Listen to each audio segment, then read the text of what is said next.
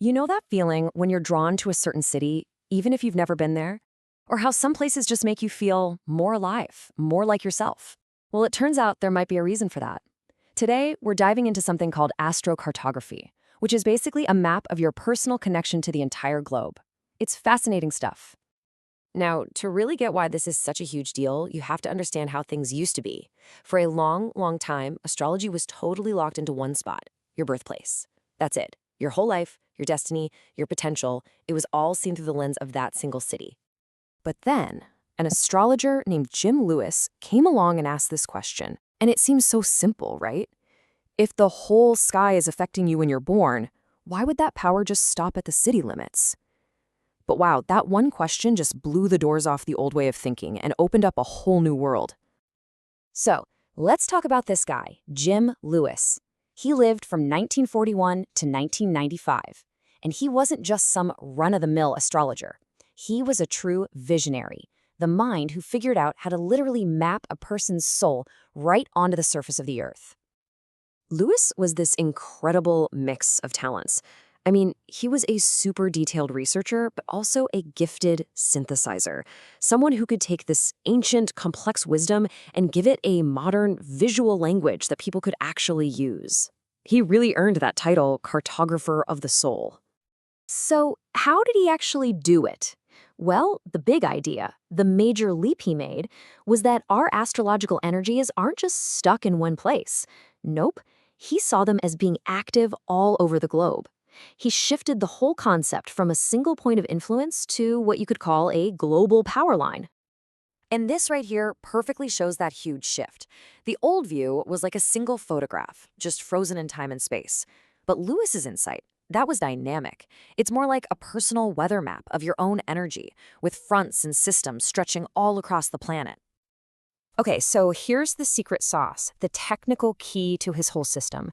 It all comes down to four crucial points in a birth chart: the ascendant, or AC, the Imam Choli, or IC, at the bottom, the descendant, or DC, and the midheaven, the MC, at the very top. Think of these as the four cardinal points of your own personal compass. They're the spots where planetary energy hits you the hardest. So how do you get a map from all this? Well, this is the genius part. Lewis realized that if a planet, let's say Jupiter, was directly over your head, on your midheaven, when you were born, you could trace a line all the way around the world where Jupiter was also directly overhead at that exact same moment. You do that for all the important planets on all four of those angles, and boom, you've got your own personal astrocartography map. And this, really, is his greatest gift to us. He took these abstract, cosmic ideas, these energies, and made them totally tangible. He literally put your destiny on a map, letting you see for yourself where these forces are the strongest for you. So let's make this super practical. Let's say your map shows a Jupiter line, Jupiter being the planet of luck and good fortune, running right through, say, Italy. You might find that when you go there, things just click. You feel expansive, opportunities pop up. On the flip side, if a challenging Mars line runs through a city where you're thinking of moving, the map suggests you might feel more conflict there, maybe more drained and frustrated.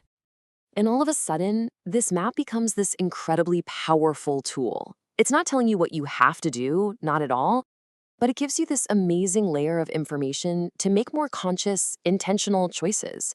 Why did that one vacation feel so amazing? Why was that work trip such a grind? Your map might actually hold the answer. But the story doesn't stop with Jim Lewis. His revolutionary work was almost lost, and it's really thanks to one other person that we can even talk about it today. Because, tragically, Jim Lewis passed away in 1995, and he never got to write the one big, comprehensive book that would pull all his ideas together. He always planned to, but he ran out of time, leaving the future of his life's work really up in the air. And this is where his colleague and successor, Erin Sullivan, becomes absolutely essential to the story. She took on the huge task of gathering and organizing decades of his research, his lecture notes, his case studies, everything. She didn't just save the technique, she made sure it stayed accurate and then worked to get it out to a much wider audience. So this timeline really tells the whole story. You've got Lewis's amazing breakthrough, then you have this moment of crisis when he passes away, and finally, the preservation of his legacy by Erin Sullivan, which is the reason his vision is still alive and well today. Okay, so what does all of this actually mean for you and me right now? After this whole story of innovation and preservation, what's the big takeaway? I think it boils down to this really powerful idea. Jim Lewis didn't just create a new astrological tool, he gave us a totally new kind of compass. It's not one that points north, it's one that points us toward the places on this planet that vibe with our own unique energy. And that is just such an empowering thought, isn't it? The idea that the Earth isn't just some random stage for our lives to play out on. It's a responsive, energetic map.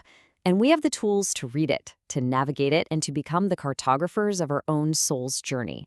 So I'll just leave you with this question, a question that we can only ask because of Jim Lewis's work.